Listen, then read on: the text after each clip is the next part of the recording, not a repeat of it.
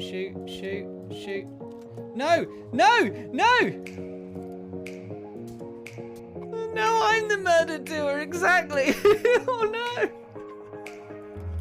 Oh fuck! Oh my god! Jesus Christ. Shit! My slimes. Hello, Willie. Oh, I have to meet a nice Willie in the pub. You want information on Gorodisha? Do I? Cheers. Eh.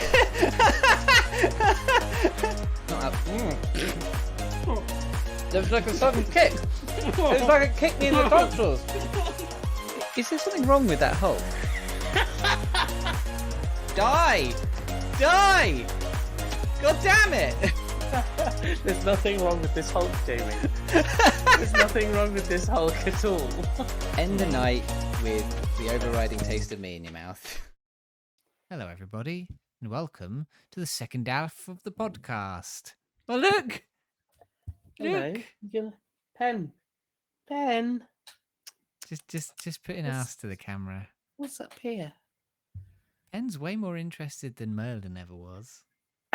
Pen is like all over me and everything I own at the moment.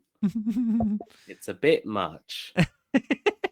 Given that I don't have pets at all and I'm allergic, I've taken antihistamines, but I was going to say, I thought you might be. I can never remember, because a lot of our friends are allergic to cats, and I can never remember who is and who isn't. yeah, there's only a handful of cats in the world who have made me go full eyeball explode, Full feral. like full feral. But yeah, thankfully, I mean, I don't know if it's the antihistamines or if Pen's gonna be all right. I guess we'll find out the hard way. Well, yeah, fingers crossed, eh? Fingers Yeah. crossed, eh? What are we here to do tonight, Jamie? We're here to record the second half of the podcast because the first half was really long and we were both really tired. And I think me more so than you. And so we stopped just after the games section. So we are here to record the movie section and the random Netflix movie. Laura was ill when we did the first half of this, so we planned to have you do a randomizer thing. But she's no longer ill, but she is out of the house. Okay. But we have the slight issue of, because we're not recording this on a normal night, I can't guarantee we'll have that many people, if any people at all, watching. So doing a randomizer where we ask audience members to chime in. Ah, Tane is here. Hello, Tane. Welcome. Oh, Tane, long time no see. Hello, birthday twin. Long time no see. Yeah, doing a random where the audience needs to chime in might be difficult because it's not our normal night. So what I might do is we do that, and then if it doesn't work, if no one chimes in, then we record a second version where we come up with another way of doing it. Like do the wheel or something. Yeah, I mean, I've got some D&D dice with me if you want me to roll a D8. Yeah, we could also roll a D8. That might be fun. Yeah. You know what? Can you lay out 8 pieces of paper and see which piece of paper the cat touches? Not right now. Just honestly, not right now. Oh, fair enough. We have this asset. I can try and get Pen to roll the dice, and see if Pen has an opinion. Pen is fucking loving you. Yeah. Pen is really happy with you. Yeah, okay, I've got dice. Okay. Got my dice here. All right, 1, that'll be our 2, backup. 3, 4, 5, 6, 7. There's 8 dice in here. Could do something with that. I could scatter them on the floor and then we see which one Pen touches. And the largest dice is 8 and the smallest dice is 1, but there are 2 d6s, so I'd have to differentiate them. And there are technically you could roll those 2 dice, and the one with the highest numbered face is the higher one of the 2. Oh. Yeah, see. Cool. So we got options there. We got options. All right. Joe Cass in. Business. Yeah, as I say, business. Got to do the counting. Yep. So the way this works is I'll go 3, 2, 1, and 5, 4, 3, 2, 1. Is it? I know we count up. 3, 2, 1, and 1, 2, 3, 4, 5. This is I why don't. you I'm need the not at piece of home. paper. This is why you I'm need the not at home. card. Yeah. Okay, we'll do 3, 2, 1, and 1, 2, 3, 4, 5. Okay. Okay. 3, 2, 1, and 1, 1, 2, 2, 3, 3, 4, 4, 5. 5. Nice. Okay. Smash in. I also just want to point out I freaked out because I forgot my headset on the way here. Yeah. But do you know what this high-tech boy has now? Buds, baby. Oh, Did, I've got buds as well.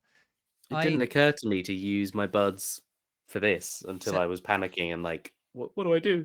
I always for a long time I refused to get on the buds craze because I wanted the ones that I wanted the ones that connected so that I wouldn't lose them because I was constantly terrified of the idea of losing these.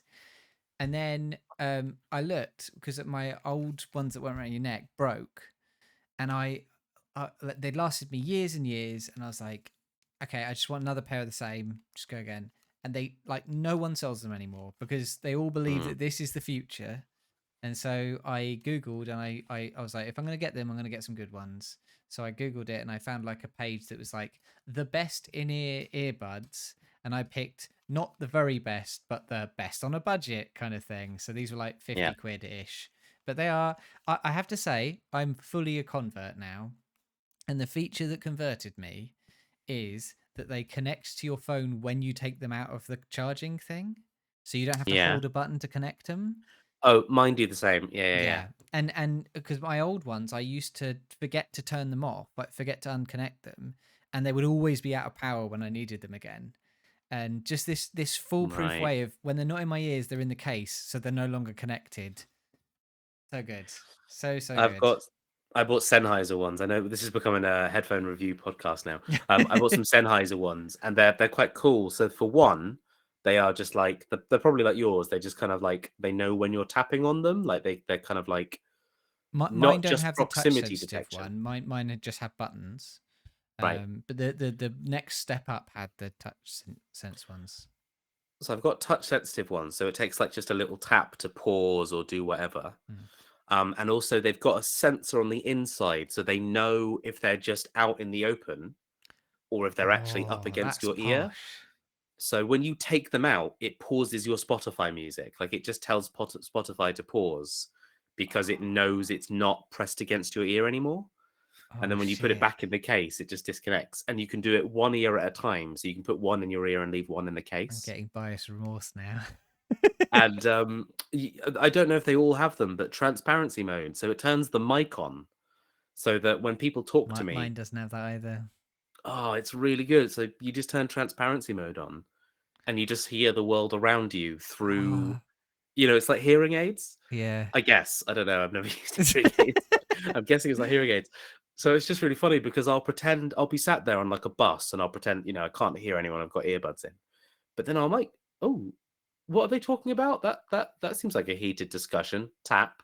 And then I'm plugged in. I know. Can you up the volume of the outside? That's that's what I want, is I want the microphones to be better than my natural So hearing. you so you augment it.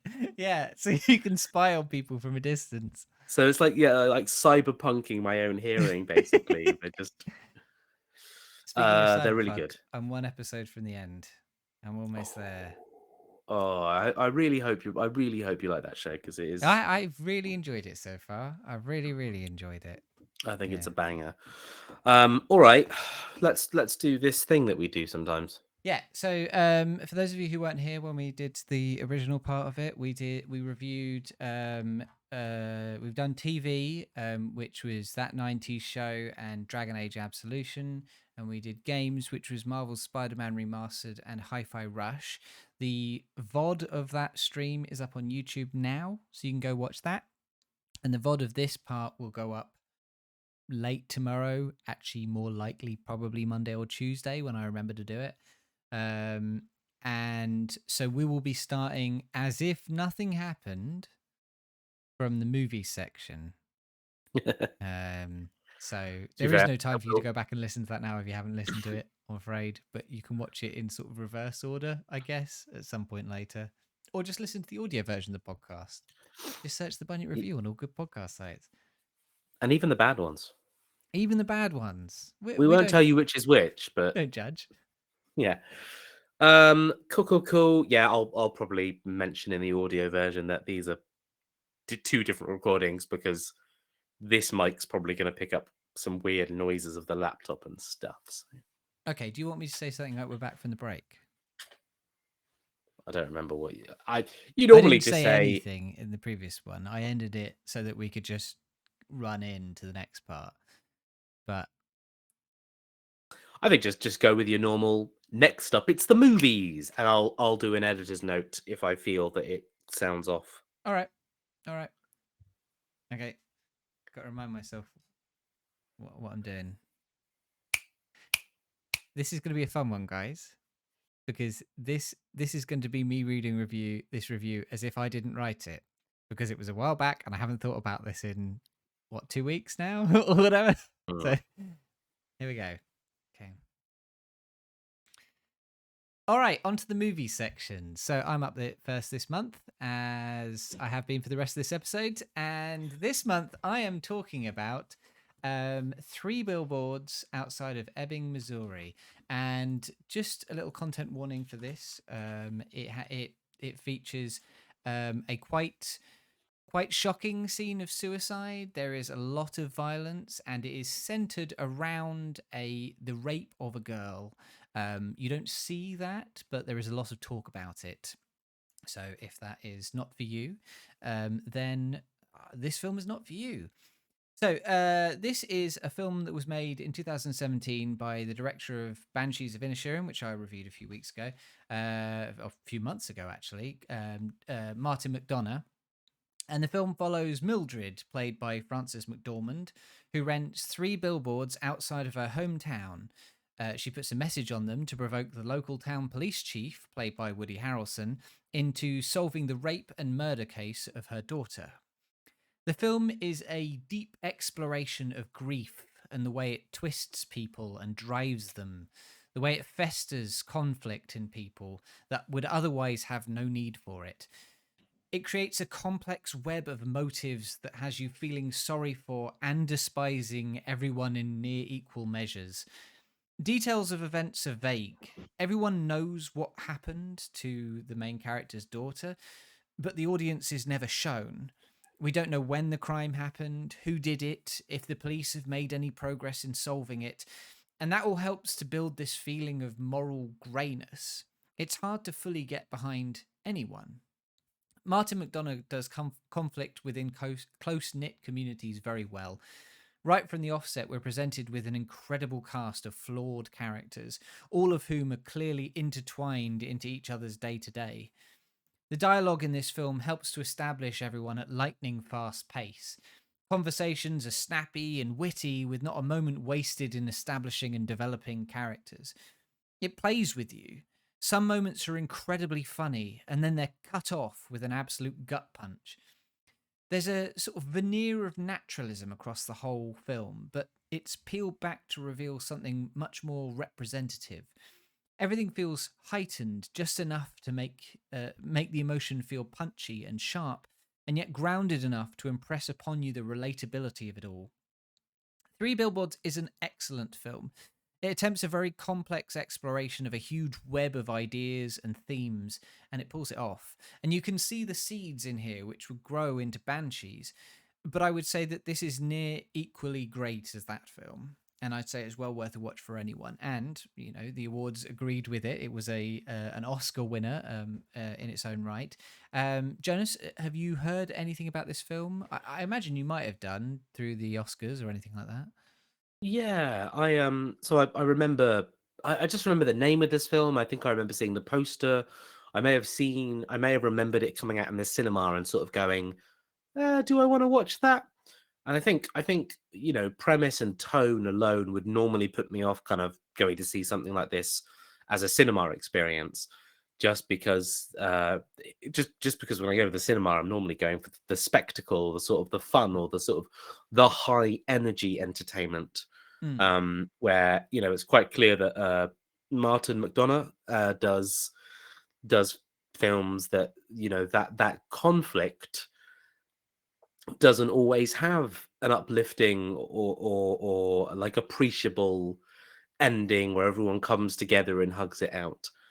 Sometimes the point of those stories is that the conclusion is quite unsatisfying to not just the Yes. people involved, but to you, the viewer. It feels like an answer wasn't reached, and that in itself is kind of the answer, right? To kind of say, well, there is an openness to these conflicts, there is an openness to these conversations that keeps going well after the credits have rolled and kind of stays with you.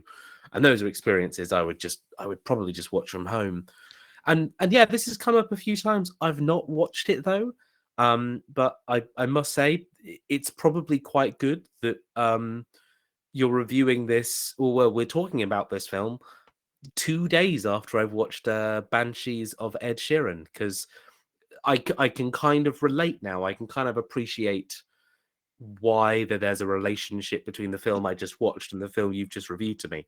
Yeah. I So mean, the yeah. Banshees. I talked about it in the review, but Banshees is, and I've read up about it since, and more about the situations. But Banshees is so heavily grounded in this idea of a community that sort of tearing itself apart for no real good reason, and it's so heavily rooted in the in Martin McDonagh's sort of experience of being Irish, and that idea of Irish Revolution and Civil War and things.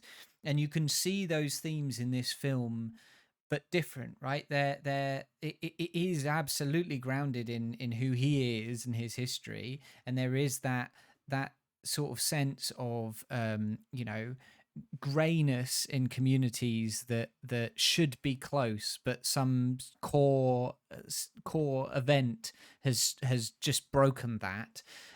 But it also feels very American. It really feels like this community is a believable, real community, and that the kind of egos and sort of heightened attitudes you associate with American culture is all in there. You can see the themes bleeding into both. McDonagh really does conflict very well, and clearly is fascinated by it, but they're also distinctly different films. Fair enough. I guess so. You've seen both, and you'd say that they're both equally great films. Um, and you'd recommend both films perhaps equally to someone? Hmm. I guess part of me kind of struggles with the idea that, yeah, that there's that kind of like emotional bleakness, and that they're quite hard. That they're difficult subjects to swallow, and that the conflicts themselves can be quite. I think they can be quite upsetting. As much as they make for like an incredible piece of film, I think there can be an element of these where it's quite hard. It might be quite hard to kind of push past that upsettedness of the situation, and not like kind of let it get to you. So, does do you think this film? Do you think three billboards to Missouri of Missouri, Three Billboards Outside of Ebbing, Missouri. outside of Ebbing, Missouri? Do you think three Yeah. billboards of outside of Ebbing, Missouri? Does it have entertainment? Does it have? Is it It's light? Is it it's a fun? really funny film. It's a really incredibly Okay. funny film, as is, and Woody Harrelson is one of the leads in it. Woody Harrelson, known for Zombieland and Cheers and all this kind of stuff, right? He's a great comedic actor, but he plays Edge, and he plays like a strong man who's troubled in a quite sort of dark, funny way, pretty well. Mm. You know, everyone in it, there's that again, going back to Banshees of Inisherin. You It's a bleak film, but you would agree, I hope, it's a funny film as well. It's a very funny film, right? Yeah, there are absolutely moments in there that are just like, that's comedy. That Yeah. is strong comedy right there. And Three Billboards has that as well, but both films do this thing of being like, um I don't want to say it's the way I was about to word this was really bleak, and that's not how I'm going to say it. That when something as heavy as a sort of child in the town being raped and murdered has happened, people are going to have funny moments in their lives, but they will not be able to escape the fact that this thing has happened. And in particular, the mother will not be able to escape this thing's happened. And so there's a device that McDonough uses a lot in both films, but probably heavier in Three Billboards, is that you have a very funny scene that very suddenly is undercut by something really dark. And not in a shock value sense, not in a like I mean sometimes it is, but most of the time it's not like someone suddenly gets stabbed or something like that. But it's just there is a sudden moment of like the tone of this has changed. This is a quite serious moment all of a sudden, and it gives you this feeling that like, you know, I mentioned it in the review, but I want to expand on it a bit. That while the situation and a lot of the events feel like they could be very real, a lot of them also feel quite heightened. At one point, a policeman throws a man through a window off the second story of a building, and the guy survives it. And it feels like over the top, almost cartoonishly level violent at certain points. A lot of conversations are quite snappy. They don't feel too real. They just feel like, you know, like combat almost kind of thing. Mm. I think a lot of the film is sort of building this sense of what it's like to. It's not necessarily reflecting what it actually would look like being in this community watching it. It's reflecting what it would feel like to be in this community, or to feel like to be these people through the sense of the actions that they take and the conversations they have. And so this idea that you could be living your life, you could be dealing with something, you could be having a funny moment or a happy moment, and then the memory of this thing that happened to you or something just sideswipes you and makes you remember that, oh God, I'm here because of this horrible event that's happened. It instills that feeling on you by making just scenes just take a left turn into something really dark.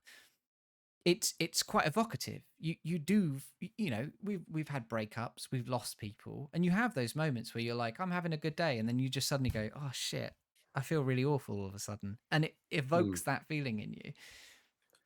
I don't think it's so bleak that you would come out of it being like I don't think it's all bleak. It's definitely very funny, but it uses that humor to a great effect.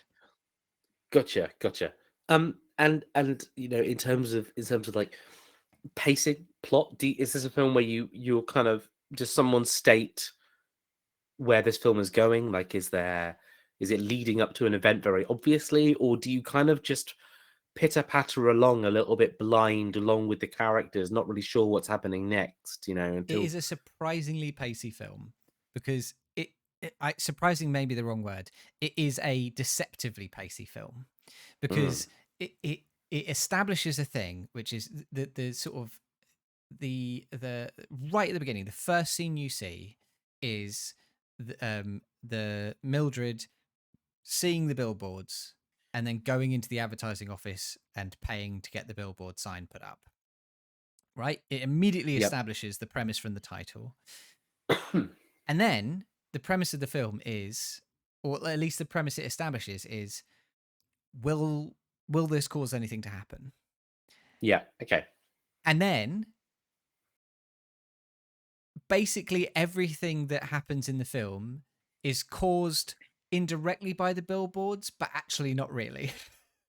And so Sure. you just keep having these moments where something happens and that steers the story in another way, and you're like, oh okay, we're going this way now, and oh okay, we're going this way now, but it doesn't feel disjointed, it doesn't feel incoherent. It feels like everything is the logical consequence of something else, but also that wasn't how you expected to end up where you ended up. um Okay. yeah, it's got a really nice pace to it. It's really interesting. It's definitely pacier than Banshees.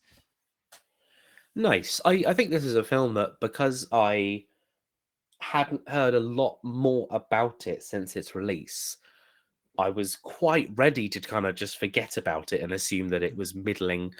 But no, it's you clearly have quite a positive impression of this film. So Genuinely, like, unless something quite spectacular strikes me, and there is plenty of time for that to happen, but unless something genuinely great strikes me over the year, this has a good chance of being my pick for next year's like awards. okay, And that's not, that's not because I think that it is, I don't, it's not because I don't think that anything can surpass it, because we've seen so many amazing things in the past few years. People have been coming up with such really interesting ideas for films, but it's just a really incredibly solid film, and I can see why it won Oscars in the year it came out. Yeah. okay, interesting. Mm. Wow. Right. Well, strong words. Yeah. Strong words. Okay, Jamie. You you are aware that the film Three Billboards Outside of Ebbing, Missouri did not get the respect and attention it deserved the year it came out. I mean, it won Oscars, so it did. I just didn't. James, It just didn't from you. James, in this scenario, you feel slighted and you feel it is your duty to do something about the underrepresentation of Three Billboards Outside Ebbing, Missouri Okay. All within right. the kind of film critics kind of network. And you find outside of a like a major, in fact, outside the Oscars, where everyone's going that year to talk about the big movies, but they haven't talked about this film at all, Yeah. you find Three Billboards. And so a plan, a plan develops. You're going to put a one-line review of Three Billboards Outside of Ebbing, Missouri on the Three Billboards outside of the Oscars.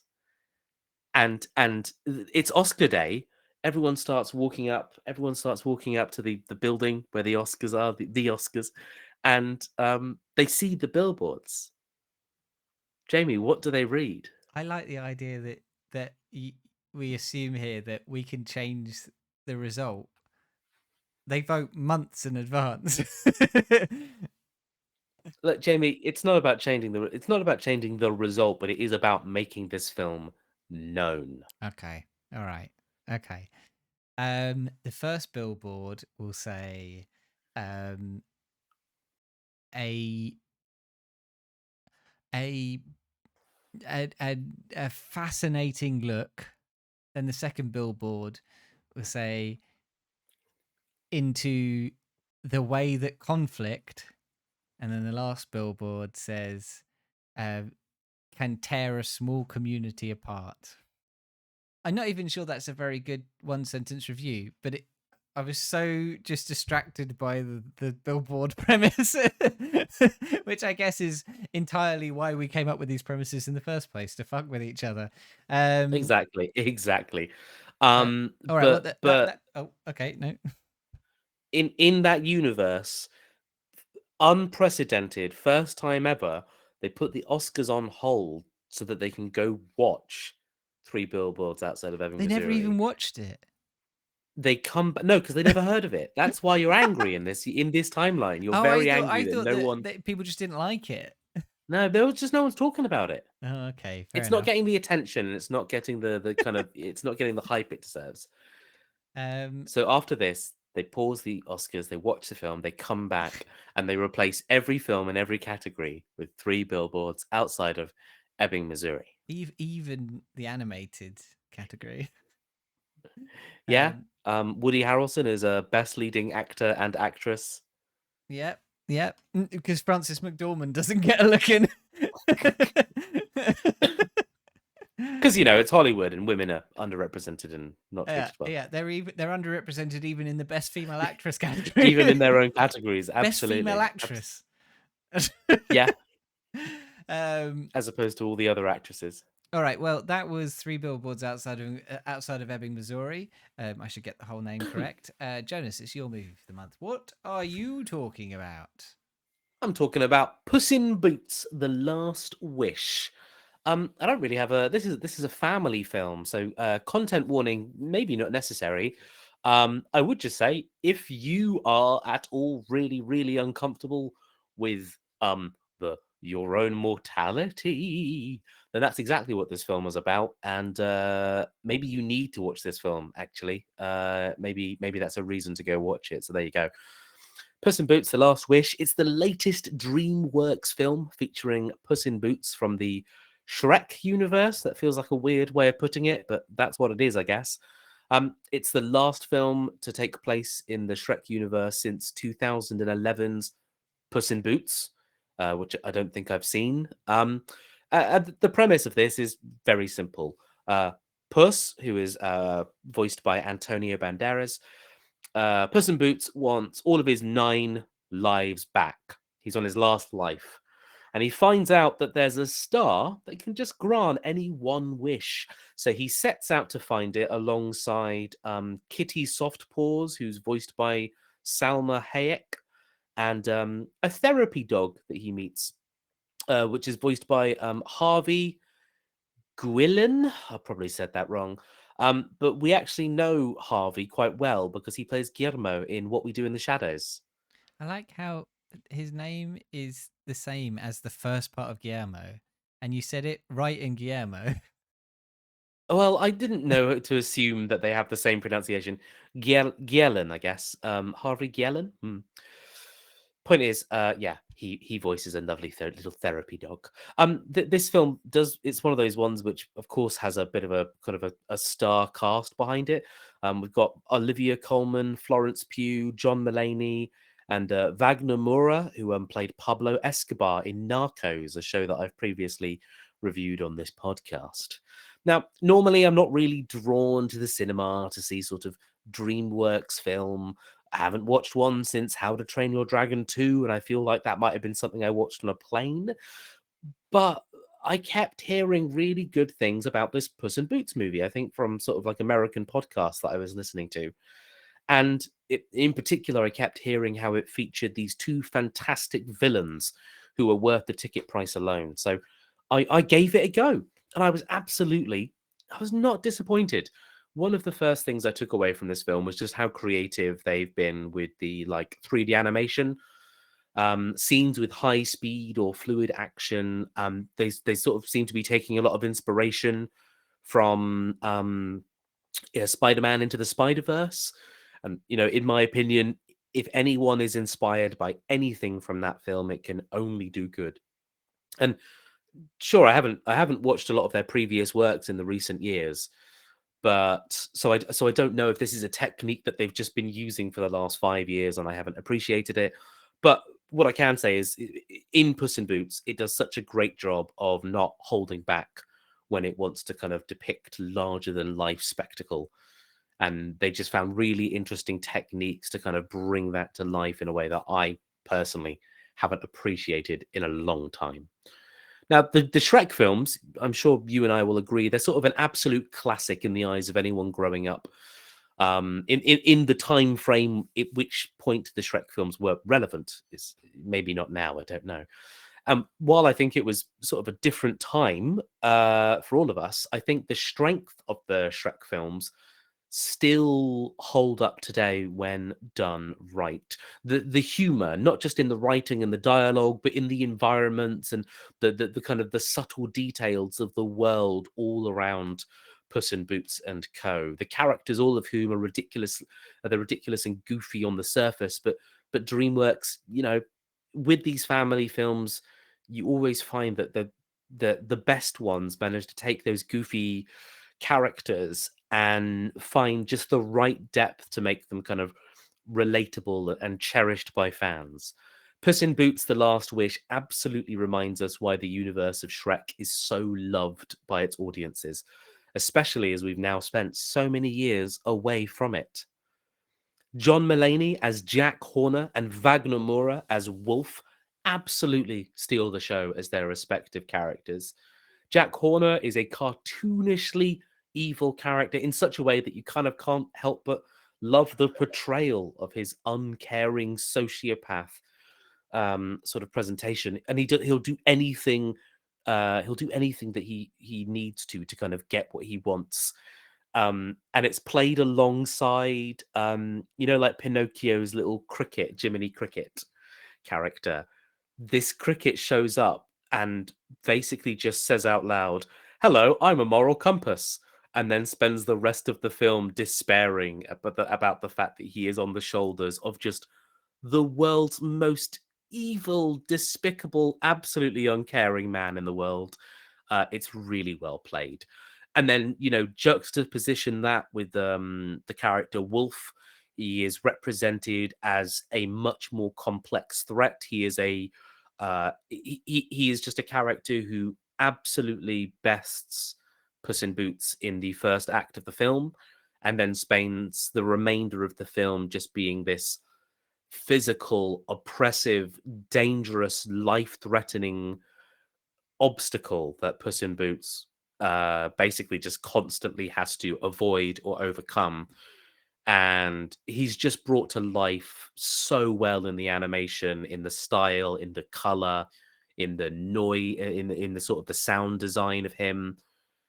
It's just so incredible. And Puss in Boots, the character Puss in Boots brings Wolf to life so vividly in the way that he has to respond to Wolf throughout the film.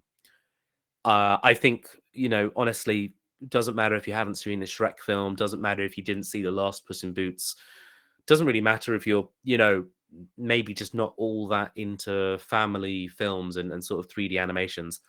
I think this one is a standout champion of why films of its ilk are certainly worth watching and worth enjoying, even to adult audiences. And I think I'd love to give this a rewatch just because I think it was just so enjoyable. I think there's so much I could get out of a second viewing. Jamie, did you were you tempted by this when it came out in the cinema? Yeah, What do you know about it? yeah. So we've been trying to organise seeing it with Sylvan for the past few weeks. Since it came out. So we will be seeing it at some point. We've heard it's very, very good. Your review makes it sound a bit like did you see Toy Story 4, the most recent one? I did. That's the one where they get spoony and they fall off a caravan or a camper Yeah. van or something. And not necessarily in plot, I mean, but in the idea that that these films kind of grow with their audiences, because Toy Mm, Story 4 was so heavily about the idea of being an adult, right? Of your kids going away, or like or the difficulties of being an adult and sort of letting go of childhood or letting go of little children. And it was so clearly aimed at an audience who had watched the original Toy Story films and were now parents themselves, or mm. or probably adults. Does Puss in Boots have that feeling as well, sort of aimed at the people who grew up on Shrek, and are now adults, having had Shrek as children? Does it have that feeling of pitching itself to, it's still a children's movie, but pitching itself to that audience? It definitely feels like a film that was written and designed to be appreciable by an older audience first and Hmm. deliverable to a young audience second, if that makes sense. Yeah. There's just so much about, Jack Horner, that villain, delivers an entire monologue about how he didn't have a troubled childhood. He actually grew up in a wealthy home with loving parents and people that did everything for him. And he's never had to work a single menial like day job in his life. He lists off a bunch of just He's like Jacob privilege, Rees-Mogg. privilege. It's just pure privilege. And it's the kind of thing that, like, wow, I appreciate that monologue more than any young person ever Mm. will. And the film is just filled with direct references like that, where it knows that an older audience is watching this and will appreciate this attention to detail. And I think just in Puss in Boots himself, Puss in Boots is a character who has largely b- he's treated his entire life like he's invincible. And then the film basically says, "Ah, well, that's because he had 9 lives." And the film strips that that sense of confidence and that feeling of invincibility away from him by saying, "Well, you've only got one left now." And it's him coming to terms with the fact that he's not that young, invincible cat anymore. Mm. He has to take care of himself now. And that feels like a thing that, hits us, you know, 30 going on 40-year-olds, I guess now, right? Where it's like we're all going, "Oh, I'm not as young as I used to be. And my body doesn't behave the way it used to. And I can't get away with the things I used to get away with." Very relatable in that sense. I think it's interesting. Like, it must be both an interesting challenge and a really appealing idea to make movies that to make things like Puss in Boots, Last Wish, and Toy Story 4, and be like, we love DreamWorks and Pixar. We love these characters. We made them and these kind of things. But now we get to make the not adult version of it, but now we get to talk about like real life kind of thing, and I think that's really cool. I think that's really interesting. um do you For think that me, I this think feels like the end of Shrek? Do you think this is the end of that franchise? no. Oh. No. I am confident that they are going to announce a new Shrek film. A full Shrek film with I Shrek think they're himself? I think they're going to 100% do a film based in the land of far, far away, whatever it's called, featuring or guest starring Shrek. Do you think that's a good idea? I Because I don't. think I think Shrek should have ended at Shrek 3. I didn't find Shrek 4 memorable or that enjoyable at all. I'll be honest, I Um, don't even know if I've seen Shrek 4. yeah, DreamWorks unfortunately fall into this kind of sequel hole a lot. Hmm. Um, they made Boss Baby, that was a hit, so they made Boss Baby 2. They made Trolls, the kids like that, so they made Trolls 2. They made How to Train Your Dragon, people like that, so they made How to Train Your Dragon 2, Kung Fu Panda 1, 2, and 3. Um, and yeah, they like adding to the universes they already have, presumably because it's easier. Don't Yeah. have to you don't have to come up with a whole new characters, concepts. You don't have to cast for new characters when you actually just ask the old ones to come back. There's a lot of ways where a sequel is probably a more streamlined process than an original title. Um, so I don't know what I would want a new Shrek film to be in this universe. Like, I I kind of just want them to remaster Shrek 1. like like Yeah. I just want Lord Farquaad back. I Like just want real realistic skin, like yeah, real ogre skin. and You like can see the Eddie layers. Murphy's real face doing I want him to mocap Donkey. Yeah, he needs to do the performance capture like Gollum. Yeah, exactly. I mean, it's interesting, right? And Because I think yeah. that Toy Story 4 didn't feel like a cashing in on the franchise. It felt like a returning to this thing to do one last gig, and then that's the end. And this is a clear sort of ending for it. And that is the way that people talk about Puss in Boots: Last Wish. And it's really interesting that you feel that that isn't what it is. That it's actually just that it's wearing the clothes of a last film, but actually it's gonna The keep thing going. is it is a great last film, and I think you should just watch this, and then anything else that gets announced later, just take with a pinch of salt. Hmm. But I guess the film literally ends with the concept of the characters saying, "We should go visit that place," and they make a big deal of it, like it's a reveal. Uh, So sorry, that is spoilers a little bit for the post credits. no, but Um, it but it but you see it in action, and you'll understand what I'm saying.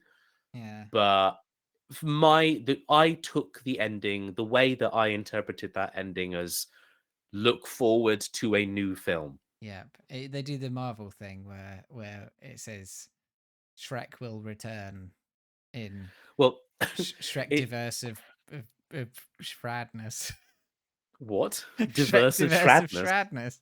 Oh Yeah, wow, I look it's forward to that title. Enter the Shrek diverse. Enter the Shrek. Honestly, if they got really meta with it and came up with multiverses in the Shrek Yeah. universe, All the different worlds. They're like layers of an onion. or just like it's modern day, someone puts on a Shrek DVD. Shrek realizes that he's a character in a deep. I don't know, something weirdly Last meta like that. action hero, but with Shrek. Yeah, exactly. Arnold Mike Schwarzenegger plays Myers. Shrek. Mike Myers, the actor, gets Space Jammed into Shrek World. Yeah. Yeah. That'd be good. That'd be good. Yeah. But then the rest of the movie is exactly the same as Last Action Hero. Exactly. But I think the strengths of this Puss in Boots film, I think you simply won't replicate them in a new film. I think you simply won't. If you make this new Shrek film, you won't get the strengths of Puss in Boots: The Last Wish in there, because the strengths are largely in the villains, Puss in Boots's relationship with mortality, and also, to be honest, Goldilocks and the Three Bears is like one of the main like third party characters that's featured throughout the film. And that's who's voiced by Florence Pugh and Olivia Colman and a few others. And they're quite a nice. They're genuinely a really nice kind of like bouncing like off point. Like they're a little bit antagonistic there, but they sometimes have to team up with the heroes. They're a third party that's just kind of constantly there to add a bit more diversity to what's going on. But their storyline is genuinely filled with a lot of humanity and love, and they're not going to be in a future film. Their story is one and done.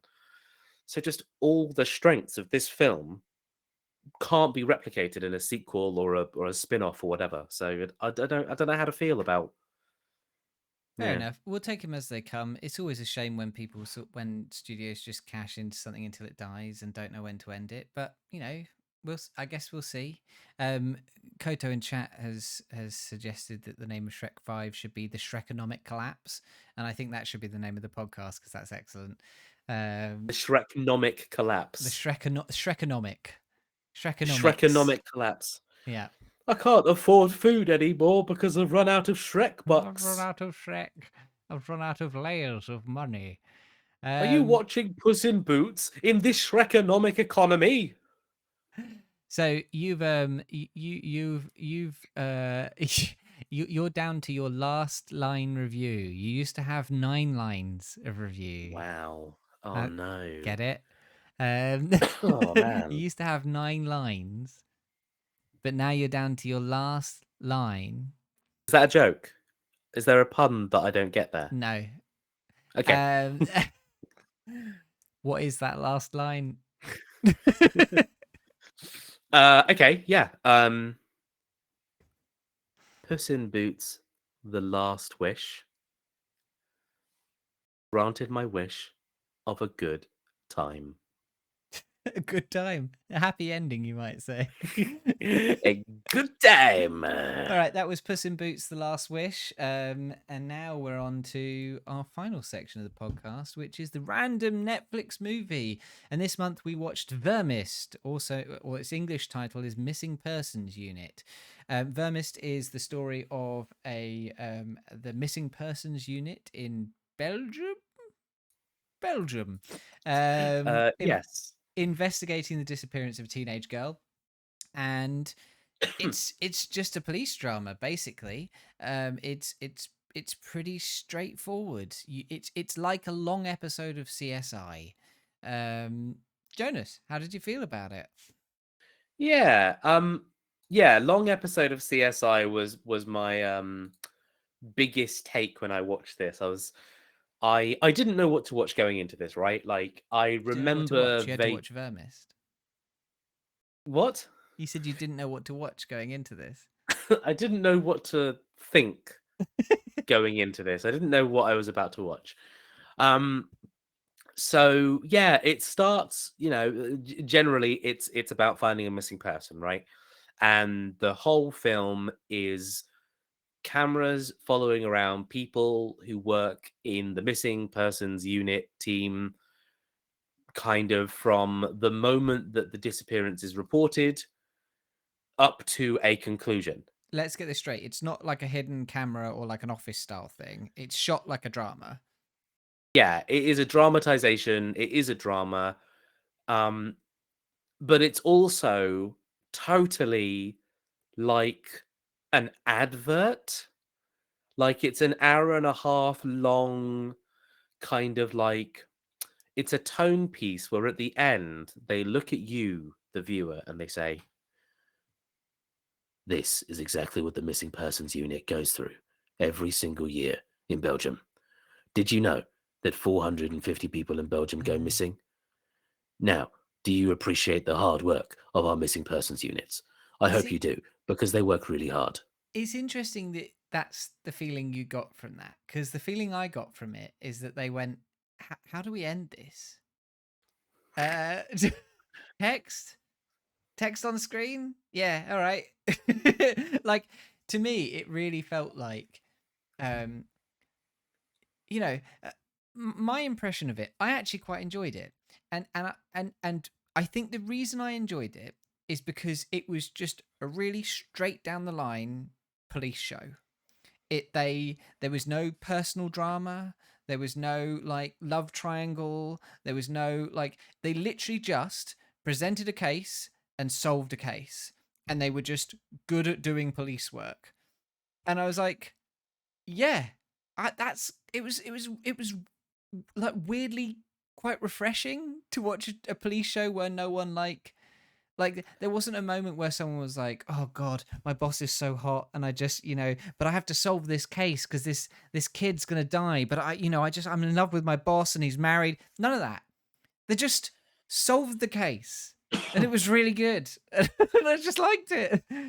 I felt like the whole thing was a long advert because at the very end of the film, right? So they find the person, yay, and then they instantly get a phone call, and the end of the film is someone else has gone missing, and then we get that little text pop up that kind of Mm, tells us, did you know that 450 people go missing in Belgium every single year? Out of those 450, 320 will be found. That leaves another 120 that are still missing for up to 48 hours. 20 people are still not found. And it kind of does this whole like it kind of felt to me like the film wanted me to yeah, appreciate being the real key word here. It wanted me to kind of thank these heroes a yeah. I bit. I guess I guess, but isn't that the implication of all cop TV? Like of all investigation TV? Apart from like the Mm, ones that are like about police drama, right? But I mean, like this is but like Midsummer Murders, or like, or CSI or NCIS, or all these kind of shows, they're not about like, they are about like, aren't these guys really cool? Like they solve mysteries all the time. Isn't that so cool? And I I get what you're saying, but I can't really hold it against this movie because it doesn't spend the movie like, it doesn't spend most of the movie being like, look how cool these guys are. They're so good at solving, like they're the best of us. It actually spends the whole of the movie just them doing their jobs, just being policemen. them doing their jobs, but there is a little bit of there is a character who this is their first time work. They Yes. come from a lab environment, and this is their first time working on a missing persons case. And halfway through the case, she has doubts. She genuinely has doubts about doing this job, this kind of work, because it's so oppressive on her, right? Like her Mm. mental and emotional stability is so affected because the reality of the work is they stumble across mini crimes throughout their investigation, but they basically tell her, stop investigating that. We're still looking for person A. And Yeah. she gets a bit upset by it. Yeah. And sorry, I'll finish my point, which is she feels like she feels like this kind of representation of it isn't easy, the people who do this job, they are emotionally always at breaking point. Yeah. And I want you to appreciate that. You. There's actually thinking about it as well. There is the scene where the parents are. So I might be coming around to the other side of the point of view actually here, in that there did feel a bit of it looking back on it now, which did feel like trying to respond to the attitude that people have to missing person investigations, where they're like, well, the police aren't going to do anything anyway, or the police aren't really interested in solving it or whatever, which is weirdly surprisingly relevant right now, in public discourse, with the case about Nicola, going on at the moment. But the there's a scene where they investigate the father briefly, because they think he might be abusing the daughter, and that's why she ran away. They rule him out as a suspect, and then they need to interview the mother, and the mother's quite standoffish because of investigating the father, and she's like, I don't think you're doing a good job. And so the detective sits down and tells the story of an investigation that he did in his past, like one of his first investigations, and he had a day off, so he didn't attend like the final part of it where they went to find the kid from a tip off, and they didn't find the kid. The guy said, "Oh, it's just neighbors playing or whatever," and then the child that they were looking for died, and he was like, "And so every day I have this drive to find this thing," and it sort of felt like this sort of response to the idea that, like, from the outside of policing, it might look like we're not doing anything, but deep down we really do care, and you should just trust that we've got your interests at heart, even if it looks like we're not doing anything. And they Yeah, are in the show, they are, but it seems to be responding to that criticism of the system. and they do kind of paint. So they do a few. I noticed they do a few like mechanisms. One is nearly every single suspect that they question once was actually always lying the first time, and they actually always Yeah, knew something, and they always have to go back to that person again and say, "You lied to us the first time. Please tell us the real thing." And to that end, it feels like the film is saying, "Yeah, if you know something about a missing person, can you just tell the truth first time, please, yeah. please?" Because the investigation took longer, the risk of mortality went up, and these liars didn't achieve anything except adding more time on the clock, which was bad for everyone involved. So they do that, and also that dad that is a suspect then goes completely off the fucking rails towards the end of the film and decides to just basically get a gun, find one suspect and just shoots him, right? And this is this big kind of dramatic moment of he didn't trust the police. He didn't trust that the missing persons unit were doing their job. And now he's gone and killed a man, and it wasn't even the right man. What a loser. I was really waiting for the moment where he hugs his daughter at the end when she's found, and then the police go, "All right, come on, mate, you've done a Yeah, yeah, murder. Off put we the go." cuffs on him, yeah. um, Which yeah, in an odd turn of circumstance, you fully changed my mind on this film. I think it's fully propaganda. I think it was made by policemen, and and I genuinely enjoyed watching it because it was so inoffensive, right? But yeah, it's totally propaganda. yeah, Yeah, yeah, mate, you got gandered. I got No, gandered. and I I'm a policeman yeah, and now. I'm a pig. you've signed up, damn I it. signed up. You're taking me in for my crimes. There's a smell of And bacon in this room. oh Lord. But so ultimately, I think, yeah, I think it is propaganda. Fine. But that said, this was not a bad watch. Yeah, When I said that this is just a long episode of NCIS, that's not a complaint. That was just kind of like a weird, like, huh, yeah. this feels like an episode of television, I but long. I wonder, like, part of me wonders if it is based on a TV show. But then the pacing of certain things, like the way that they talk about the head of the department's life, sort of feels like they haven't established the characters in any way at all. Yeah, it feels very original. You're right. It's weird. It's a weird show. It's a weird. I say show. It's a weird Yeah, movie. It's a weird movie. It really does feel like a long TV episode. yeah. But you know, So, as standards of these kind as the movies we get from the random Netflix thing go, it it has a good chance of winning the 2023 award. I mean, yeah, 2 months into the year, and we've watched something that didn't completely offend us. Yeah, I kind of And enjoyed myself. yeah, my real complaint about this film is I think they were trying to convince me of something. Yeah, And that's not a real it's not actually a negative. That is yeah. just a footnote. I Um it you know what's you know how you know when you're watching a good Netflix movie when it doesn't feel like it's 3 hours long. when it isn't 3 hours long or doesn't feel like it's 3 hours Yeah, long. when it doesn't feel like twice its actual runtime, then you know you're Or watching a good random Netflix movie. or when I don't have to stop it every 10 minutes to make a note about a kind of offensive punching down joke that I just think landed wrong. Yeah, Because that's yeah. happening too often. I was this is a bit of a tangent, but I was talking to Laura the other day about there was an article on the Chortle website of this woman who was quitting comedy because she felt that you can't say anything anymore, and in particular, she felt that people can't, you know, talk out about trans people anymore, and it just it she was just talking about how like she felt like everyone was too scared to say what they really believe, which is trans people are evil, and it just made me think of Jeff Dunham, and just people who are God, like, yeah. oh, we can't use the racist puppet anymore, but I'm gonna do it anyway. It's like,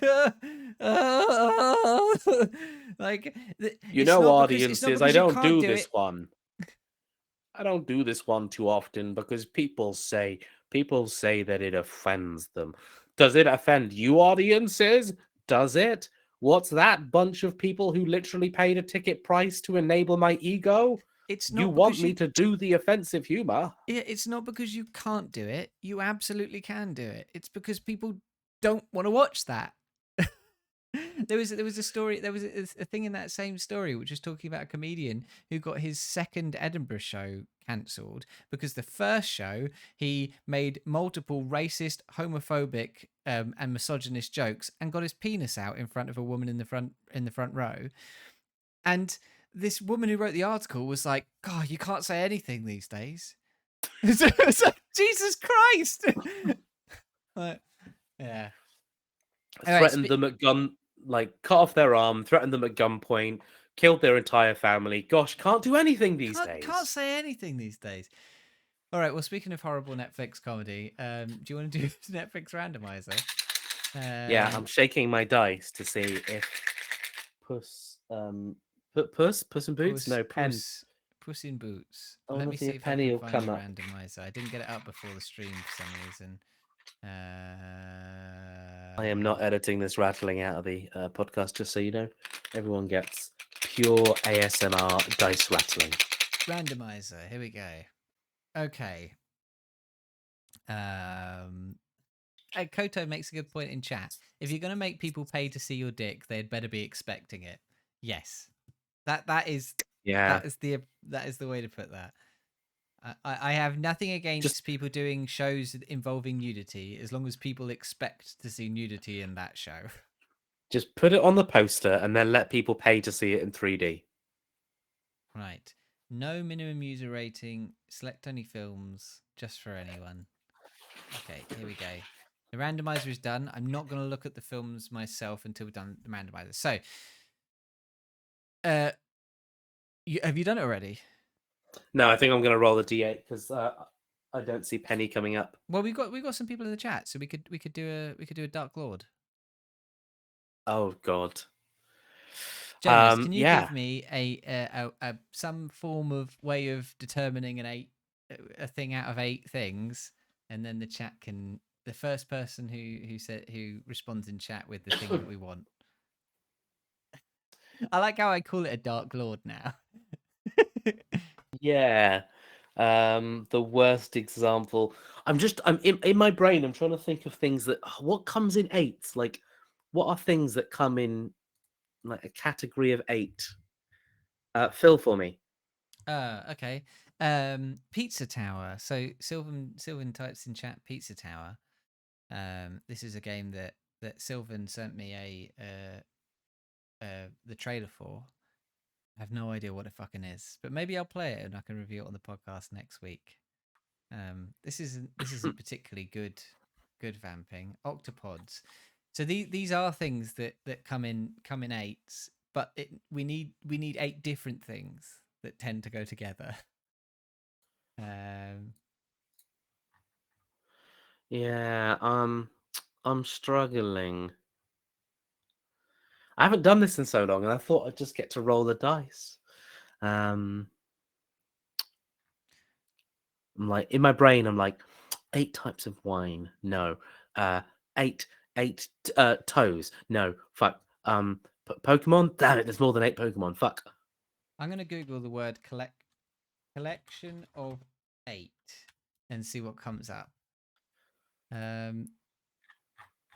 Collection 8 premium long evening dresses. I found 8 types of imagination. Okay, all right. People have to name a type of imagination. 8 types of imagination. I won't Don't tell read you them which. out. People have But to. it has People have to. No, people have to type what they think is in that list, and the first one to type something that actually is in that list, they get it. All right. And let's believe that no one's Googling this. Okay. Type a type of imagination in chat. The first person to type a type of imagination in chat that is actually in the list that Jonas has found. Okay,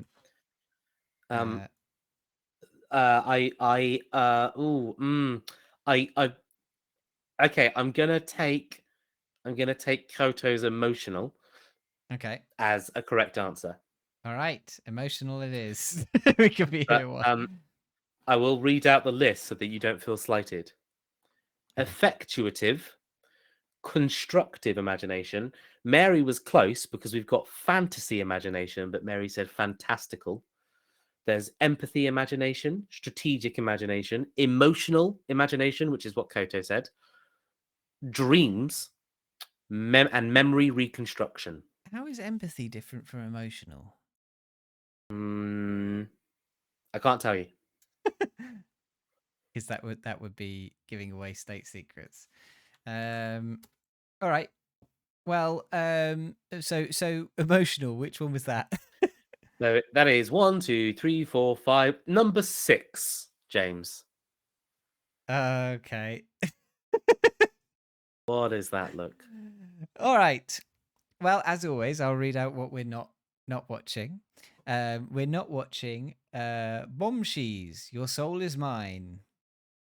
I don't fucking know. Okay. We're not watching Paul, the movie about the alien. With Okay. that's an alright film. That we're not watching Yeah. DSP in brackets Hindi. We're not watching The Lazarus Project. We're not watching A California Christmas. We're not watching Malcolm and Marie. And we're not watching Assembly Paper. We're watching. Are you ready? No. What? Barbie as the Princess and the Pauper.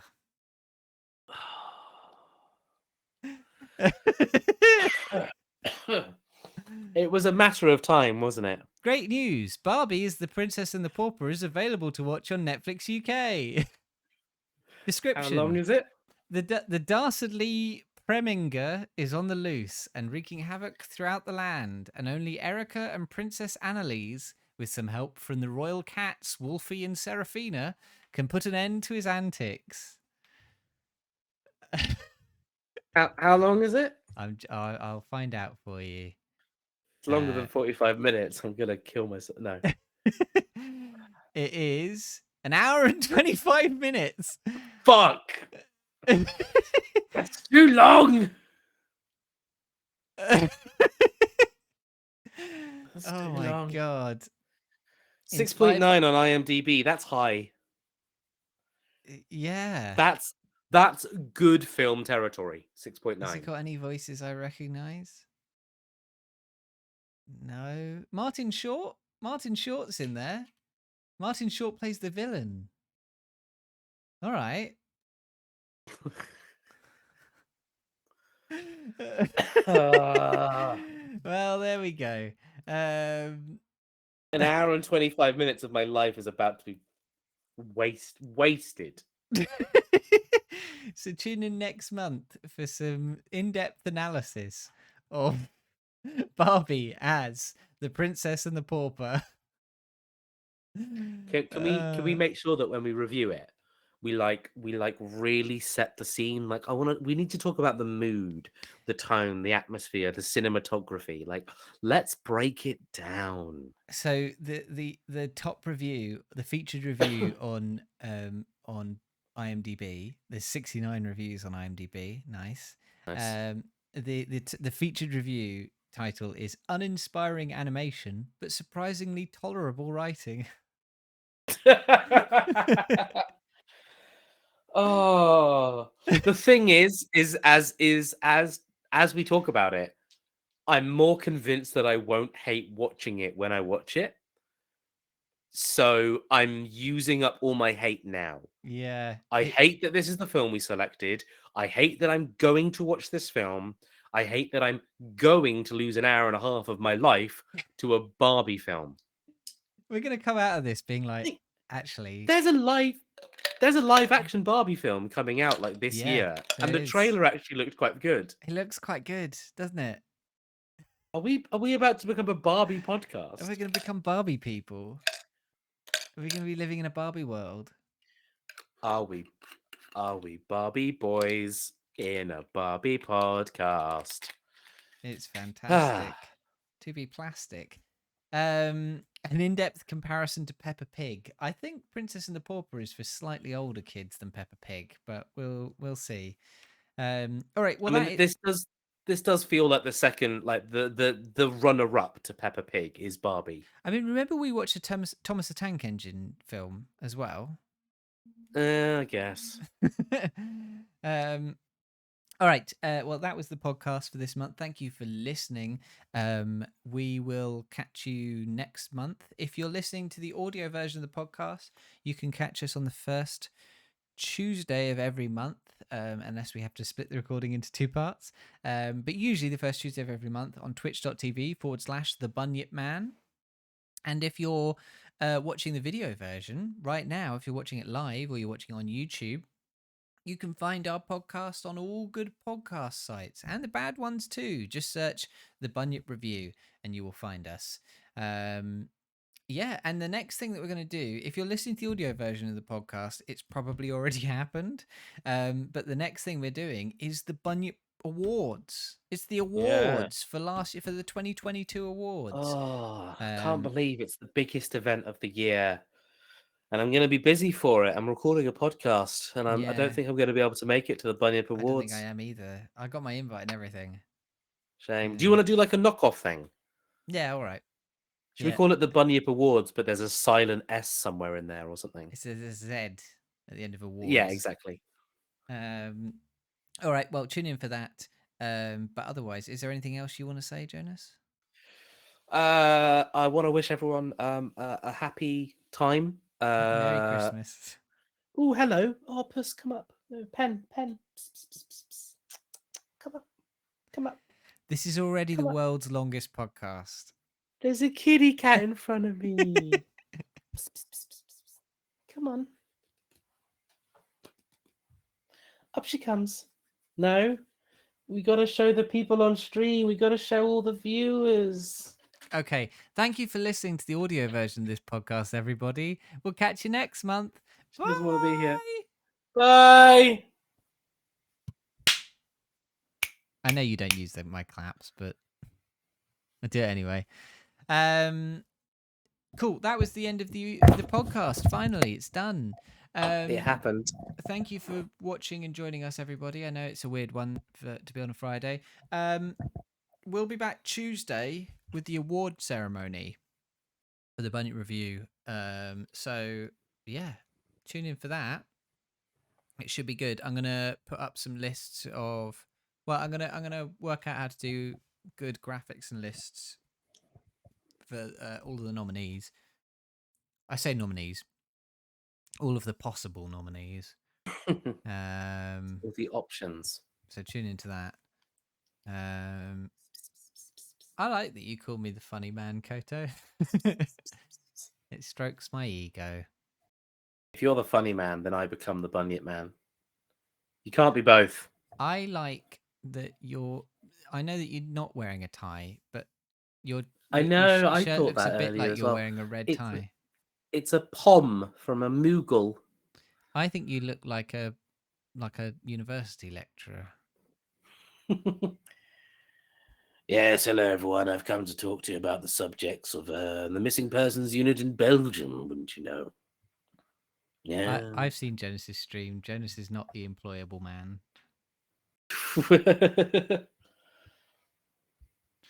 You're not wrong. All right. Well, I've got nothing to announce other than the podcast is on Tuesday, so tune in for that for the awards. You got anything you want to talk about, Jonas, before we go? Not really. Okay. All right, we're off then. I've still yet to have dinner, so Same. I've got food waiting for me downstairs. I'm gonna order in. Bye, motherfuckers. Good night, everyone.